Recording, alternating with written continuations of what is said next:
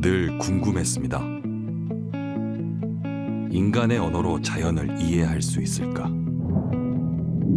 우주의 신비와 무한한 생명의 파도, 자연의 법칙을 찾는다면 미래도 예측할 수 있다는 믿음.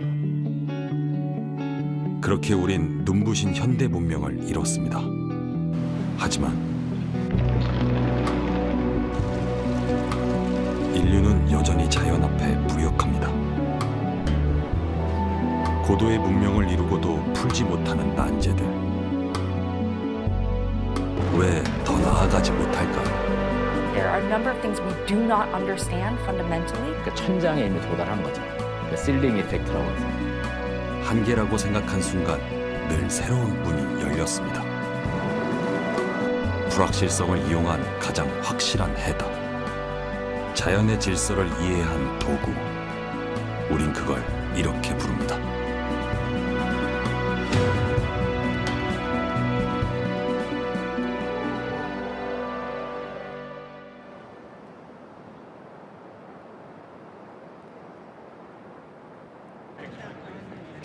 지난 3월 열린 세계 최대 규모의 AI 국제회의. 매년 수많은 개발자들이 모여 최신 기술과 미래 비전을 공유하고 있죠. This is the Super Bowl of AI, and everybody's a winner because I feel like everybody can win with AI. We're working a lot with manufacturing and creating like the manufacturing line of the future, so we're excited about that stuff. NVIDIA, of course, is doing a lot of innovation, and this is the best place to learn about that and see what's coming not only today, but also a few years from now. And really excited about what I'm going to hear from Jensen today. 전 세계가 이곳을 주목하는 이유엔 바로 이 사람, 엔비디아의 CEO 젠슨 황이 있습니다. Hey, welcome to Denny's. Yeah, so This is my first company. I got so many amazing things to tell you. Everybody thinks they know what I'm going to talk about. You have no idea. We're going to talk about AI, of course. like what? I can't tell you right now. You got to come to the show. 모두의 기대와 관심을 한 몸에 받으며 그가 무대에 등장합니다. Welcome to GTC.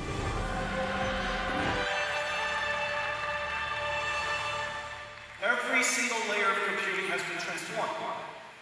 The last several years, a new era of AI we call physical AI, and it's going to enable robotics. 전문가들은 말합니다.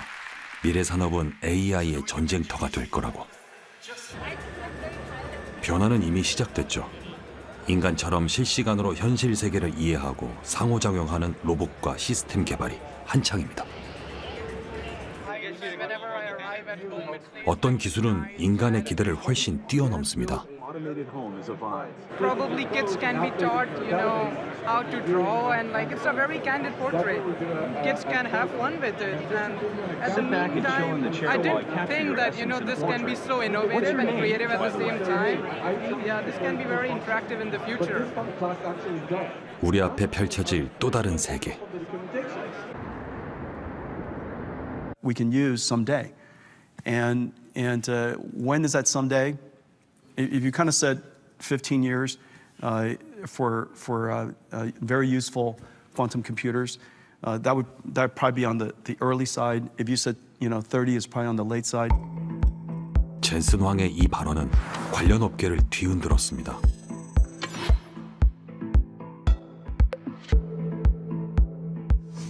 Next day, I discovered that several company stock, apparently the whole industry stock, went down 60%. Let's invite all of those companies to explain why he was wrong. 두 달 뒤, 그는 GTC에서 최초로 양자대의 행사를 열었습니다. 업계 리더들과 심층적인 대화를 나눈 젠슨 황. You guys are doing great. Sorry about that. Great story. Great story. All right. Of using the quantum computer to get the ground truth to train a classical computer's AI model. These quantum devices or tools or instruments as you call them are expanding the ability for us to access data to train these AI engines that previously was not possible. Computation 엔비디아의 양자 기술 전쟁 참전 소식에 전 세계가 주목했습니다.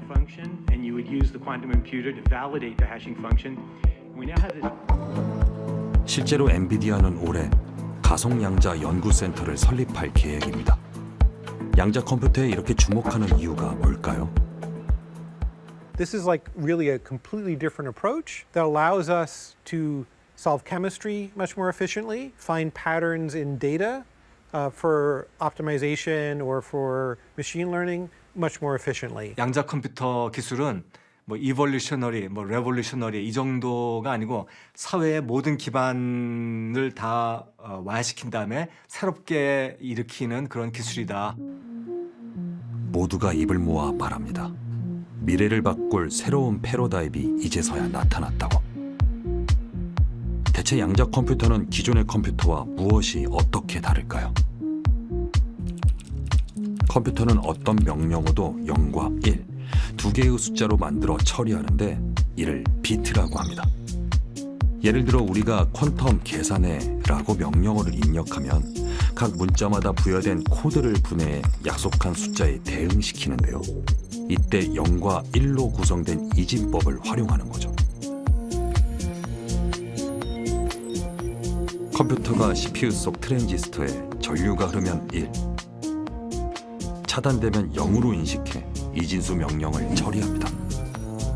그렇다면 양자 컴퓨터는 어떨까요?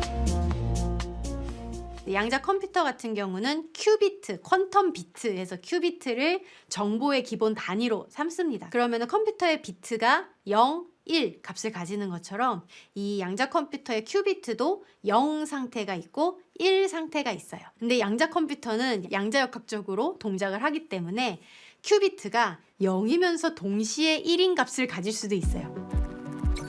큐비트의 소재를 잘 제어하면 0이면서 동시에 1인 중첩 상태를 만들 수 있다는 거죠. 큐비트 여러 개를 서로 연결시켜 QPU로 사용합니다. 영이면서 1인 중첩의 특성을 이용하면 무엇이 다를까요? 여기 복잡한 미로가 있습니다. 기존의 컴퓨터로 출구를 찾는다면 경로를 하나씩 시도해 볼 겁니다. 얼마나 빨리 많은 시도를 하느냐가 중요하겠죠. 그런데 양자 컴퓨터는 수많은 경로를 동시에 계산합니다. 중첩 상태인 큐비트를 이용한다는 건 이렇게 전혀 다른 접근 방식을 뜻하죠. 이전의 비트 체계와는 처리 능력을 비교할 수도 없습니다. 오랜 시간 달 탐사를 준비했던 인류에게 전 우주의 별을 동시에 스캔할 수 있는 꿈의 도구가 생긴 겁니다. 한 비트라 그러면은 2배 빠르니까 별거 아닌데 40비트가 있으면 1조쯤 되거든요. 어떤 문제를 우리가 푸는데 만약에 150억 년이 걸린다. 현재 슈퍼컴퓨터로요. 그럼 그건 못 푼다는 얘기랑 똑같거든요. 그런데 그런 거를 양자 컴퓨터를 이용해서 뭐 하루 뭐 또는 길게 한 달에 푼다고 하더라도 그러면 여태까지 불가능했던 난제를 해결할 수 있다는 뜻이니까 우리한테 불가능했던 문제를 풀 수 있게 되었다. 지금껏 인간을 가뒀던 물리적 제약은 또 한 겹 사라질 겁니다. 막대한 연상 기능을 지닌 새로운 도구의 탄생으로 인류는 한 걸음 더 나아가겠죠. 굉장히 대표적인 암 돌연변이 유전자에서 만들어지는 단백질이 있습니다. 그 단백질의 기능을 억제하면 암을 치료할 수가 있는데 단백질의 기능을 억제하는 약을 찾기가 너무 어려워요. 계산력을 기반으로 해서 이전까지 없었던 그런 약들을 만들어낼 수 있고 더 좋은 이 치료를 더 많은 환자분들한테 제공할 수 있는 그런 기회적인 요소가 있다고 생각을 합니다. 실시간 임상 데이터 분석, 맞춤형 치료와 신약 개발,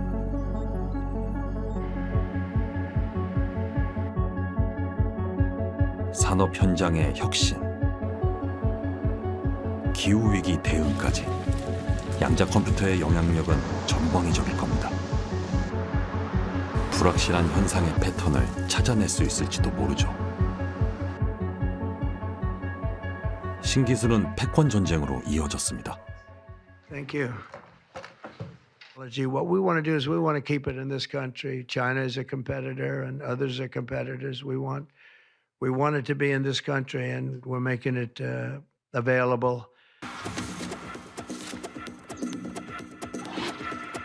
미국은 국가 안보 등에 있어 양자 기술의 파급력을 인식하고 투자를 서두르고 있습니다.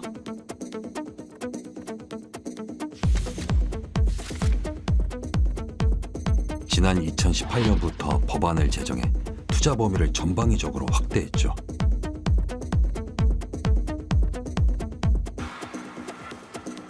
대기업들도 대규모 투자의 결실을 내놓는 중입니다. So let's proceed.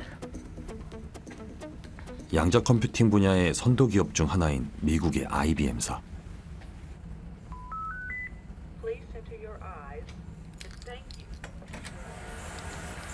세계 최고 성능의 양자 컴퓨터가 이곳에서 만들어지고 있죠. 양자 컴퓨터는 생김새부터 기존 컴퓨터와 확연히 다릅니다.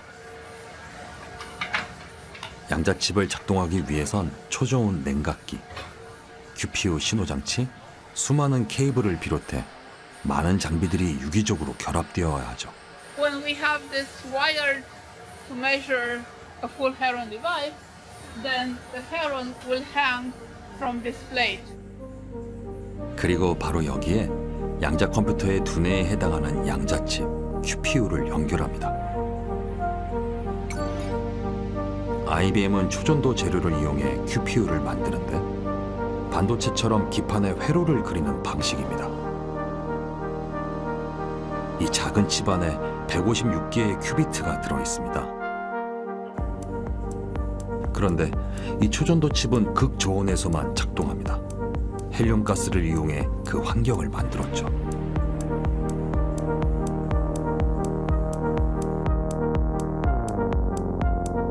막대한 투자와 노력 위에 탄생한 기술. That's only a small part of it. I mean, we've come so far in the last almost 9 years now. Before 2016, quantum computers were kind of like science fiction. Like they were in like an academic research lab. There was no such thing as a quantum developer. 물리학자 리처드 파인먼은 1981년 양자역학의 원리를 이용한 새로운 컴퓨터의 필요성을 제안했습니다. 양자 컴퓨터의 이론적 토대가 이때 탄생했죠. 2000년대부터 이런 많은 이론적인 개념들이 실험적으로도 구현이 되기 시작을 했습니다. 그 이면에는 기술 발전이 있는데요. 레이저가 개발이 됐고 깨끗한 전기 신호를 만드는 전기 신호 장치들이 많이 개발이 되고 또 냉각기도 많이 발전을 했고 진공 기술도 발전을 하고 이런 다양한 기반 기술들이 20세기 후반에 착착착착 축적이 되면서 저희가 드디어 2000년대 들어서 양자 상태들을 잘 제어할 수 있게 된 거예요. 그래서 이때부터 이제 양자 컴퓨터가 실험적으로 이제 하나 둘씩 구현이 되기 시작했죠. 하나의 기술 발전이 때론 또 다른 기술을 견인하기도 합니다. 하버드와 MIT 연구진이 협력해 세운 양자 컴퓨터 기업. 초전도 양자 컴퓨터와는 모습부터 다릅니다. 중성 원자로 큐비트를 만드는 방식이죠. We are sending laser light, which is controlling the atoms. We send the light through these mirrors and the other optical components to other different fibers. And these are all fibers we would send it to the atoms where we are actually doing quantum computation with the neutral atoms. 중성 원자 자체를 레이저로 제어해서 큐비트로 사용합니다. 최근 256큐비트의 양자 컴퓨터를 클라우드 형태로 전 세계에 공개했습니다. 초전도 방식의 큐비트보다 많은 숫자죠. Their qubits are macroscopic systems that they need to fabricate. And one of the big challenges is that the qubits need to be exactly identical. If they deviate a little bit in size or shape one from the other, they no longer can work as qubits in a quantum computer. We use individual atoms that by definition, by nature, are perfectly identical if you take two atoms of the same kind. So we have a significant advantage in scaling up. 만드는 재료나 방식에 따라 다양한 큐비트 플랫폼이 존재합니다. 초전도체나 중성원자 외에도 이온이나 광자를 이용한 방식이 주목받고 있죠. 별의별 양자 컴퓨터 후보들이 많이 나왔었습니다. 심지어는 뭐 이건 실용적이진 않지만 블랙홀도 양자 컴퓨터가 될 수 있다, 뭐 이런 얘기도 있었고요. 양자 컴퓨터 춘추 전국시대.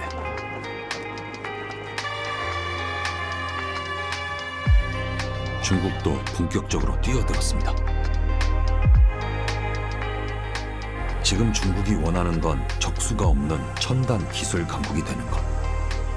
团结奋斗，朝着建成科技强国的宏伟目标奋勇前进。 올 3월엔 105큐비트를 탑재한 시제품 개발에 성공했습니다. 정부 차원의 대규모 육성. 양자기술 특허의 숫자만 봐도 강력한 존재감이 드러나죠. 세계 최대 규모의 양자 연구 시설부터 산업 클러스터까지 조성했습니다. 양자거리라 불리는 이곳엔 양자 컴퓨터 기업들이 밀집해 있죠.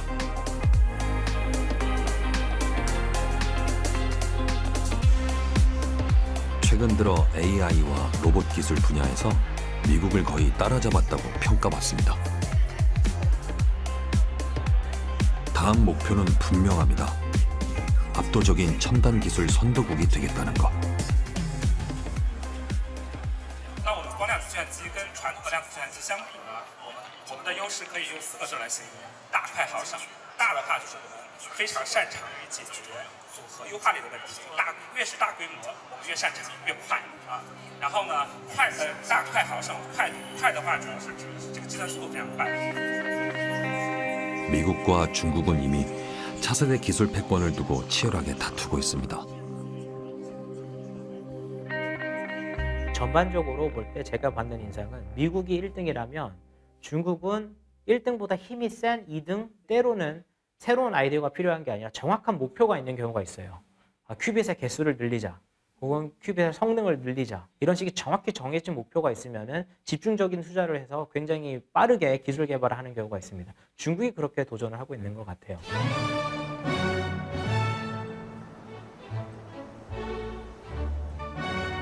세계 최고 권위를 자랑하는 노벨상. 그 무대에도 양자가 등장했습니다. Albert Einstein, Niels Bohr, and Erwin Schrödinger all thought about quantum mechanics in 1935.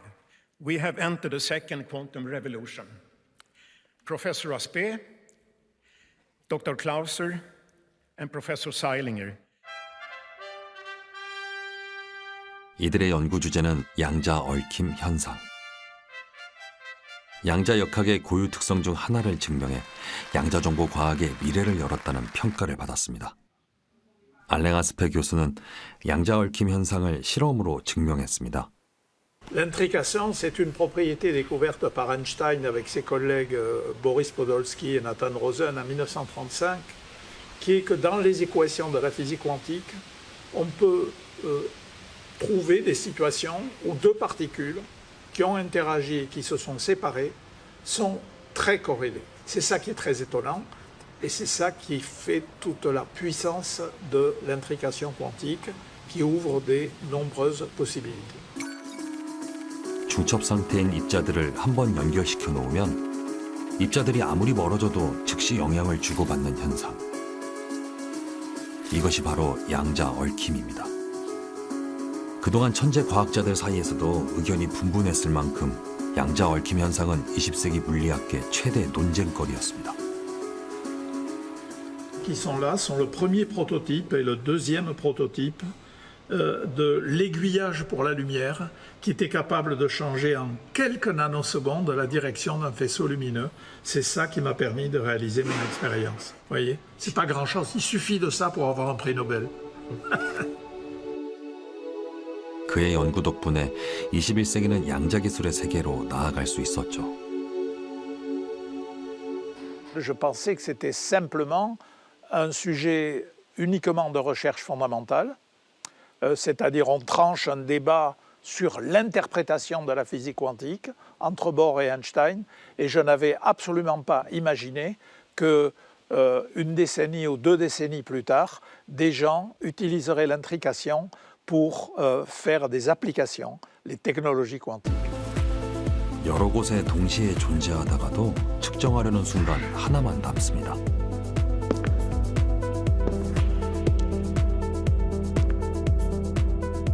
인간의 눈으로는 이해할 수 없었던 자연의 현상들.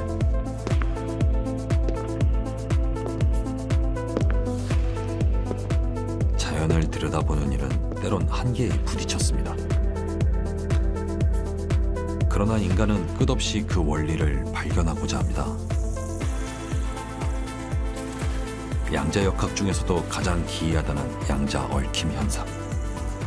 한 쌍으로 얽힌 입자는 한 몸처럼 즉시 영향을 주고받습니다. 그 효과는 아무리 멀리 떨어져 있어도 유지됩니다. 그러니까 이게 실험이 어떻게도 이해를 할 수가 없어요. 저희 상식으로는.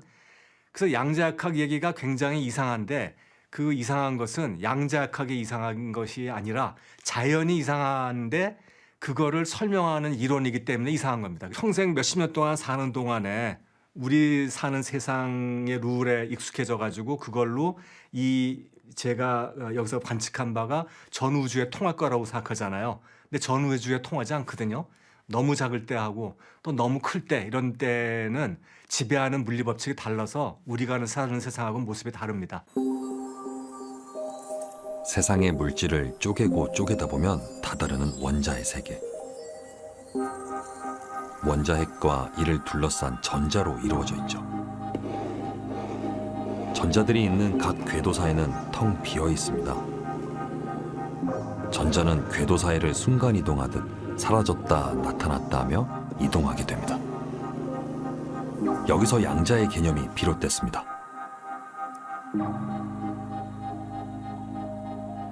단어 뜻 자체는 이제 양을 측정하는 입자라는 뜻이에요.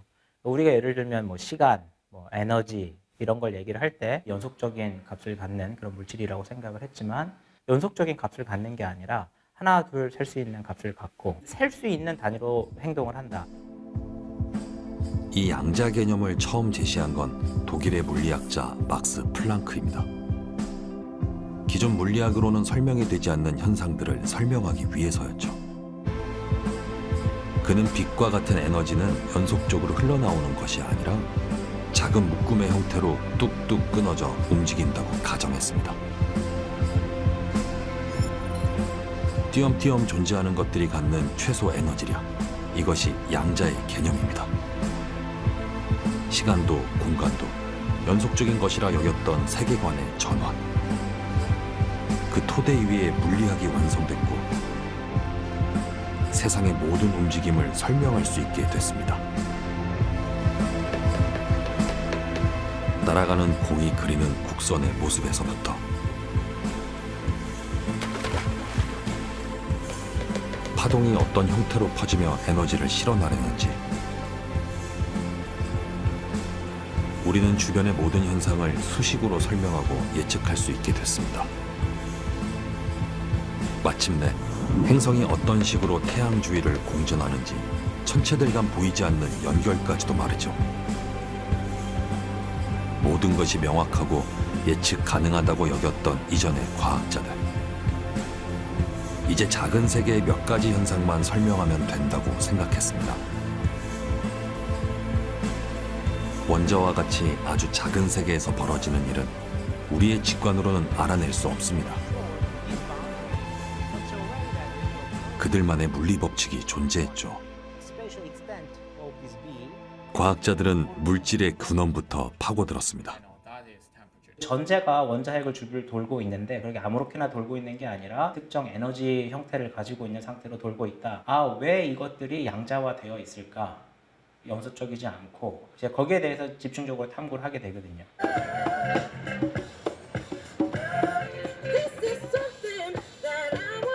그러다 중요한 가설을 세웠습니다. 입자인 줄 알았던 물질이 사실 파동인 건 아닐까?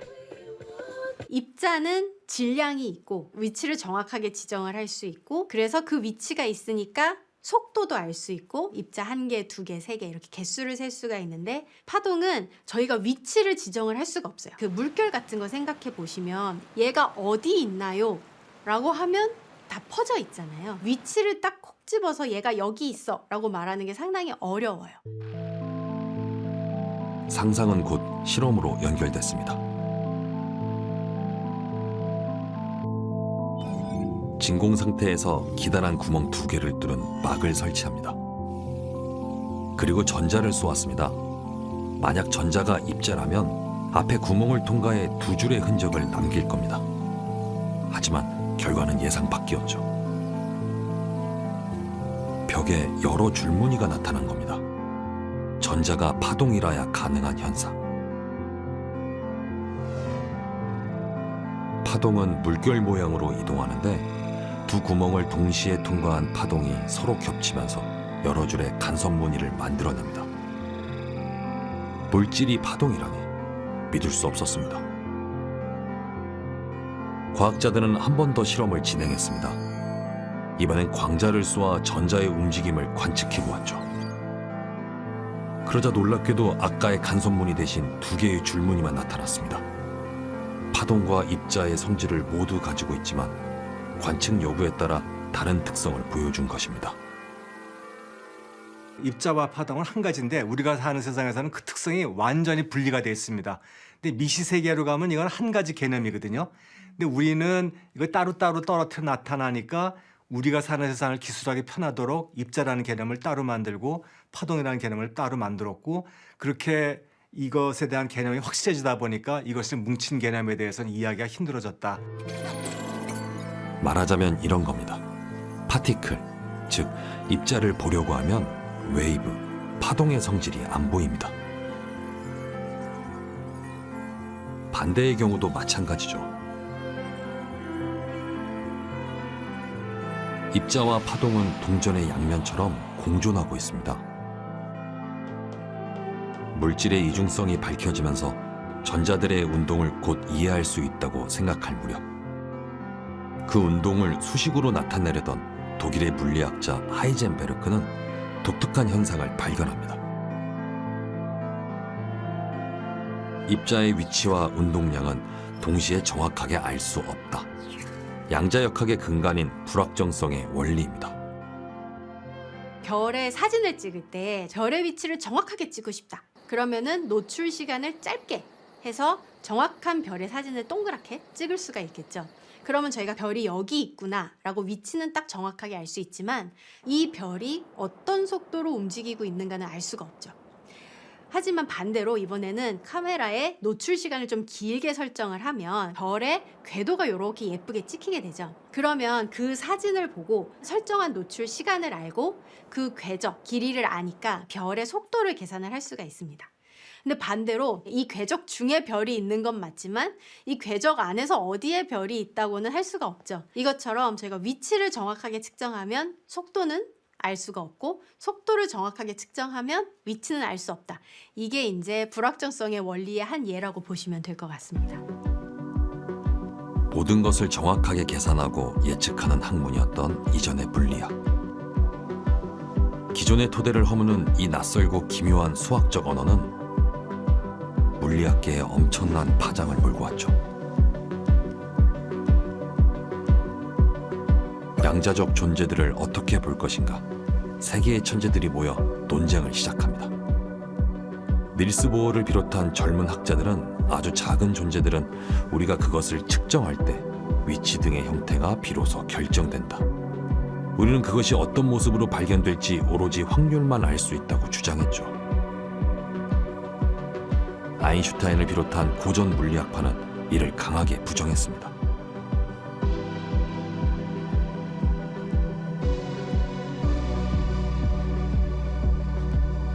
하지만 결과는 보어의 판정승. 아인슈타인은 쓸쓸히 회의장을 나섰고 후에 보어에게 이런 편지를 씁니다. 신은 주사위 놀이를 하지 않는다. 아인슈타인은 죽을 때까지 불확정성의 원리를 받아들이지 않았습니다.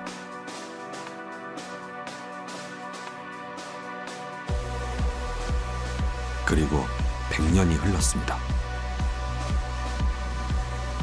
오늘날 우리가 누리는 첨단 기술은 양자역학에서 비롯되었고 일상에 깊숙이 뿌리내렸죠.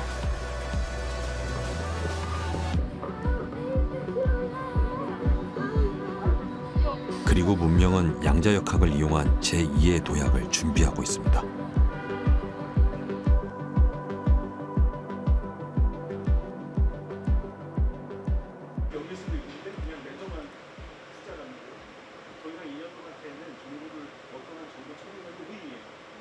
이 안에서 중성원자 큐비트가 만들어집니다.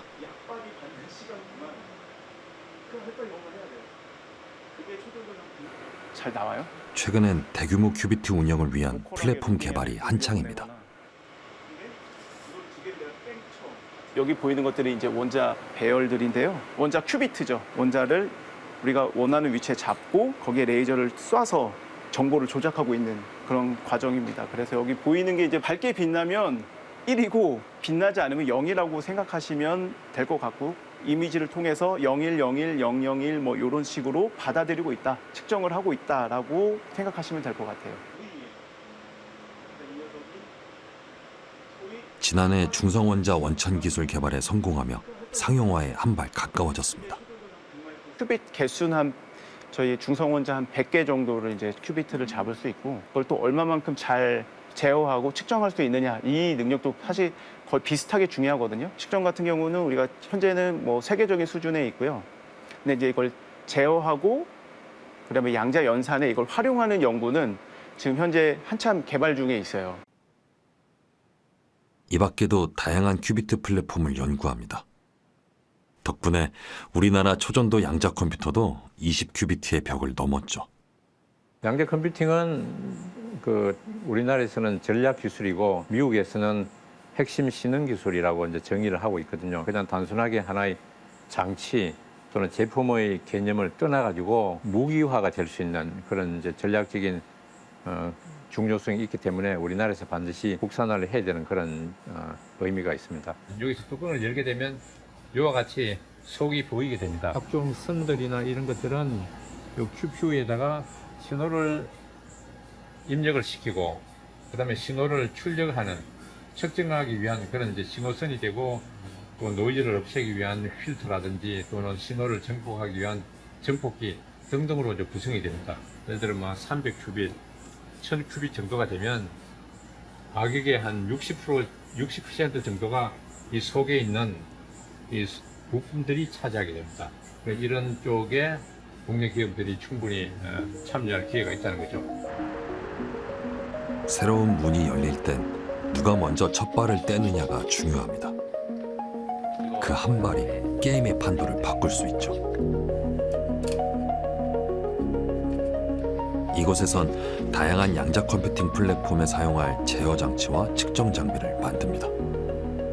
연산의 정확성과 속도를 높일 핵심 장비죠. 빛은 당연히 전 우주에서 가장 빠른데 이 빛이 먼저 도착했는지 느리게 도착했는지 이런 것들 알아야 되는데 그게 정말 말 그대로 찰나의 순간에 있는 거고 그런 찰나의 순간을 캡처하기 위해서 이런 장비들을 만든 거죠. 전문가들은 양자 컴퓨터 관련 소재와 부품, 장비 분야에서 새로운 생태계가 열릴 거라 전망합니다. 저희 회사가 모든 것들을 다 생산하진 않거든요. 그 부품은 어디서 가져오고 조립은 어디서 하고 테스트는 어디서 하고 이런 그 생태계가 또 나름 만들어져 있어요. 근데 그걸 했을 때 정말 농담이 아니라 저희 회사가 있는 요 로케이션에서 100km 안에서 모든 걸 다 해낼 수 있어요. 이 스토리를 그대로 미국에 적용이 가능할까라고 하면은 절대 불가능해요. 미국은 제조로서 재능이 없어요. 이미 강력한 반도체 클러스터를 구축해본 대한민국. 제조 강국으로서 양자 산업에서도 경쟁력을 가질 수 있습니다. 양자 기술은 누구에게나 기회이자 위기가 될 수 있습니다. 그것은 국가도 그렇고 기업도 그렇고 개인한테도 그렇습니다. 국가도 지금은 힘이 있고 경제력이 있는 국가들만 양자 기술을 개발하고 있는데 그거가 개발되고 나면은 차이가 더 커질 거고요. 그리고 이 기술이 그전에는 상당히 먼 미래에 올 수 있는 기술이라고 생각했는데 최근에 이 기술의 발전을 보면 얼마나 이게 빨리 현실화되고 우리한테 다가오게 될지 예측하기가 어려운 것 같습니다. 이미 미래를 위한 준비가 시작됐습니다. 한때 광산업으로 명성을 떨쳤던 콜로라도주. 서부 개발의 상징에서 양자공학의 메카로 거듭나는 중입니다.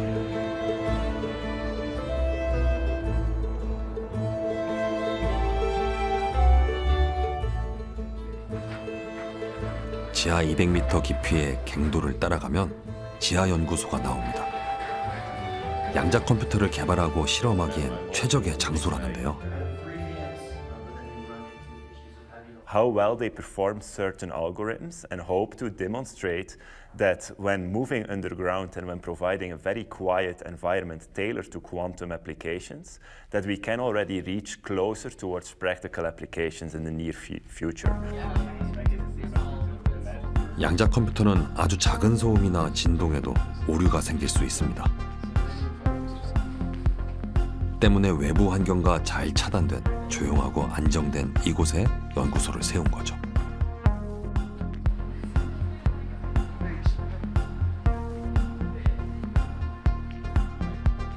콜로라도 마인 대학은 2010년대 중반부터 양자 분야에 집중해 왔습니다. 2020년부터는 양자공학 대학원 프로그램도 신설했죠. We're looking at a particular crystal structure, which might make a good qubit. So, when for qubit readout and measurement, that all happens at low temperatures. 학생들은 클린룸에서 극저온 장치, 광학 장비 등을 다루며 실무 역량을 키웁니다. 양자 생태계의 기반을 넓히고 있죠. Quantum has mostly been within physics department so far. But many of the problems that face quantum today are engineering problems or material science problems or the applications like many people are talking about drug discovery. So you need biologists on the table. So you really need to grow that umbrella of who understands quantum and who can help with this quantum 2.0 revolution, right? 곧 거대한 물결이 다가올 겁니다.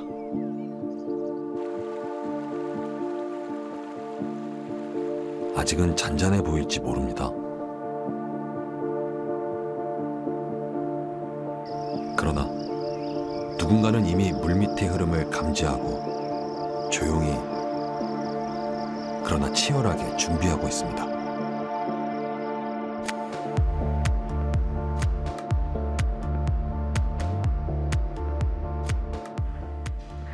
국내의 한 벤처기업. 이곳에선 화학과 제약, 산업공학 분야에 도입할 소프트웨어를 개발 중입니다. 얼마 전엔 150시간 이상 걸렸던 분자 해석을 10분 내외로 해내는 알고리즘을 선보였죠.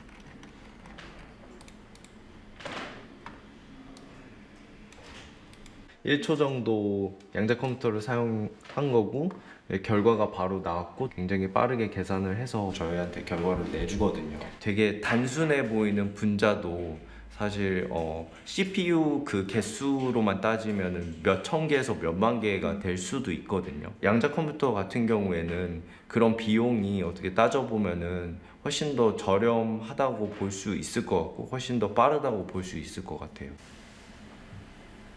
양자 컴퓨터는 이미 상용화에 들어갔죠. 초월적인 연산 능력과 압도적인 처리 속도, 인류 역사상 가장 혁신적인 도구가 우리 눈앞에 있습니다. 현재의 NISQ 양자 컴퓨터에서도 그런 양자 우위가 달성될 수 있다는 걸 실제로 경험을 하고 있고 이것이 산업화 되는 데는 불과 2, 3년의 시간 안에 산업화가 될 수 있을 거라고 보이고 있습니다. 빛이 있으면 그림자가 따르듯 진보하는 기술에는 두 얼굴이 존재합니다. 양자 컴퓨터는 지금의 암호 체계를 무너뜨릴 수 있습니다. 지난 4월 유럽을 덮친 대규모 정전 사태. 사람들은 암흑 속에서 인류 문명의 중단을 느껴야 했죠. 양자 기술이 가진 무한한 연산 능력으로 기존의 암호 체계가 무력화된다면 이런 일은 언제든 반복될 겁니다. 양자 컴퓨터 나오면 암호를 다 깰 수 있거든요. 그러니까 제가 어느 기업의 기밀자를 빼왔다. 그럼 빼오기도 어렵지만 빼와도 읽을 수가 없잖아요. 근데 미국에서는 요즘 뭐 harvest now, decode later. 일단 훔쳐온 다음에 가지고 있다가 양자 컴퓨터가 나오면 그때 읽으면 된다는 거거든요. 그러니까 10년까지 가지고 있으라는 거죠. 모든 기업이 기업 비밀이 있으면은 그 양자 컴퓨터의 영향을 받지 않을 수가 없죠.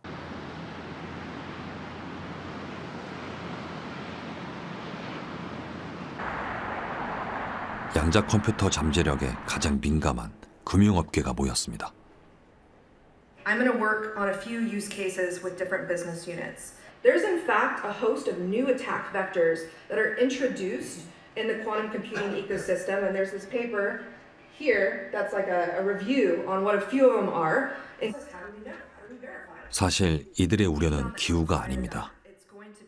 Experts gave an opinion that approximately, they gave 26% chance on average that RSA, that is the current cryptographic protocols used in almost every application that involves online transactions, will be broken by 2035. Yesterday, the huge disaster on the power infrastructure of Spain and Portugal, the countries being for over 24 hours without electricity. So all these are cyber attacks.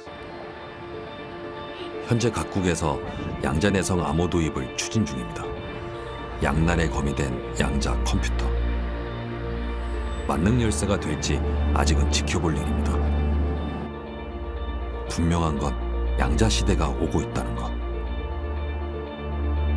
국내 최초 127큐비트 양자 컴퓨터를 설치한 연세대학교. 신약 개발과 신소재 연구 등에 활용되고 있습니다.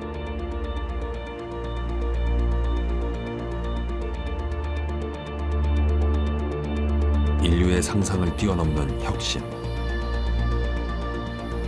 하지만 무한한 잠재력을 끌어내려면 반드시 넘어야 할 산이 있습니다. 신약 개발이라던가 이런 정말 어려운 문제를 범용적으로 풀기 위해서는 에러를 보정해 가면서 저희가 충분한 횟수의 양자 연산을 할 수 있다라고 해서 보통 10,000큐비트를 많이 이야기를 하곤 합니다. 불확실성으로 가득한 항로에 이정표가 등장했습니다. 지난해 말 한층 진보된 형태의 양자칩 윌로우를 선보인 구글.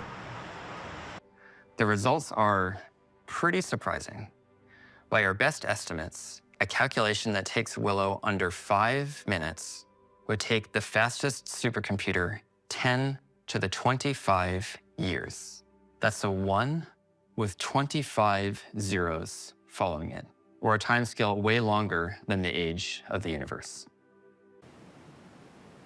놀라운 계산 능력보다 주목받은 건 획기적인 오류 정정 기술. 세계 최고 수준의 인프라와 타고난 연구진의 합작품이었죠.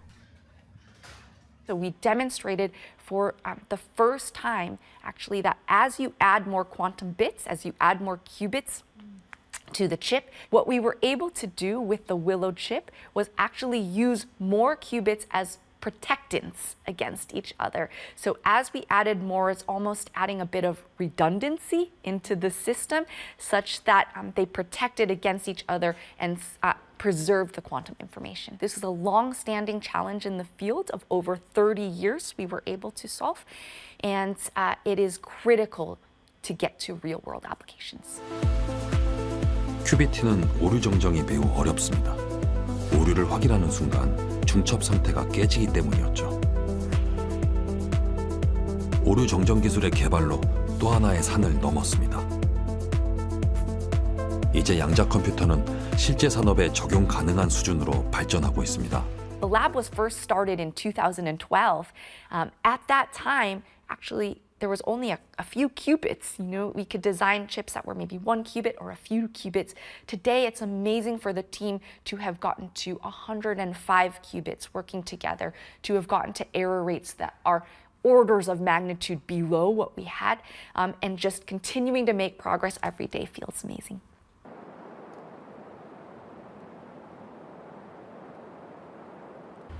양자 컴퓨터를 상용화하기 위한 노력은 다양한 방식으로 이루어집니다.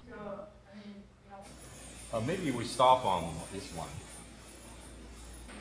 양자 컴퓨터가 제대로 작동할 수 있도록 큐비트를 제어하고 판독하고 오류까지 정정할 수 있는 장비를 개발 중이죠. If you look at this test, right, there's a lot of room temperature electronics, right?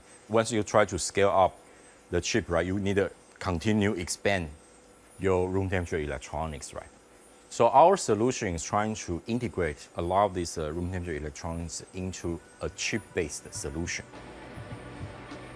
하나의 칩으로 장비들이 통합된다면 비용과 에너지가 크게 줄어들 겁니다. 업계는 이미 내일을 준비합니다. 양자 컴퓨터 상용의 시대가 곧 올 거라 믿기 때문이죠. Now we have this new kind of computer that's going to create a new ecosystem. Then think about operating systems companies, application companies, cloud companies, systems companies, data centers. And I think countries all over the world understand this opportunity. If you're forgetting being an adversary, if you are a country that has, superior technology, that's a good question. And so it creates an opportunity. 작은 불꽃에서 출발한 인류의 문명은 언제나 새로운 도구를 찾는 여정이었습니다. 지금 필요한 건 무엇을 생각하느냐가 아닌 어떻게 생각하느냐. 인류의 두 번째 문명이 시작됐습니다.